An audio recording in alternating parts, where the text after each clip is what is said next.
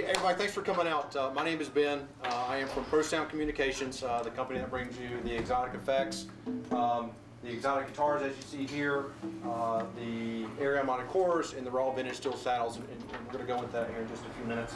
But I really want to appreciate Corey and Chris for having this little show today. First of all, I'd also like to say, in no way did Xotic tell me I'm supposed to come up here and pimp their material. I'm just going to give you my honest opinion of all this stuff.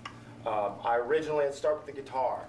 I was originally approached by Xotic, Toshihiro out in California, because I have been looking for a company to replicate my '63 Stratocaster, which I had pretty much played into the ground. I had had that guitar since 1995, literally played thousands of gigs on it, long hours, and had several fret jobs, and now there is not enough wood left on it, rosewood on the neck, to sustain another fret job.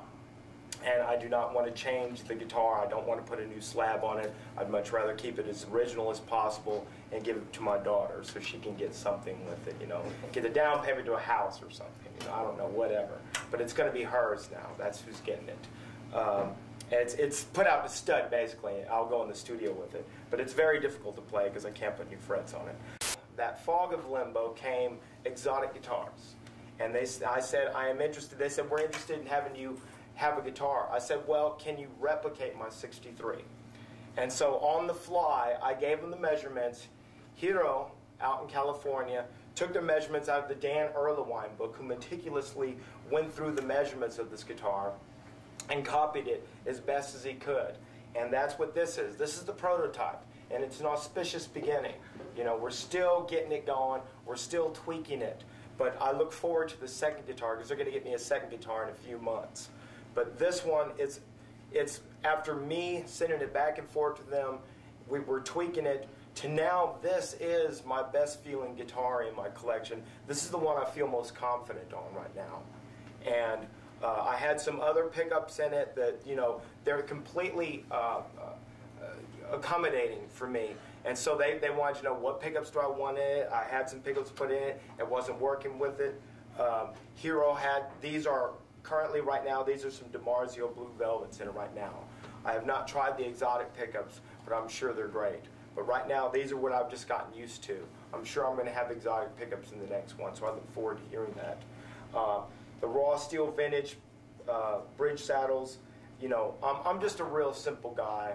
I don't know the radiant output. I'm not good at radius. You know, I'm just, if it feels good, that's how I play. If it sounds good, that's how it goes. So this guitar, the color was just what they had. I wanted originally a green one, but I tried to make it easy. I was easily accommodating, and this was the color they had available. And of course, I always like the old Strats with the headstock with the same color, so that's kind of what I like. So that's why it's like this. And I have the biggest frets you can get on this thing. Biggest frets out there in the world, I put them on, because that's what I've gotten used to playing. It just feels like more meat underneath my strings, and I play 11, 15, 18, 30, 40, 50s, and it gives me more tone. I'm down a half step. And, you know, that's the guitar really in a nutshell.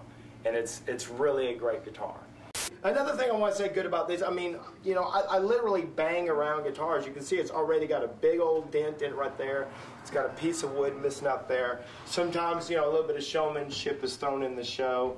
And, you know, I'll do microphone things and I'll throw it around. And this thing is still just hanging in there, just doing great. I mean, there's really nothing wrong with it, you know.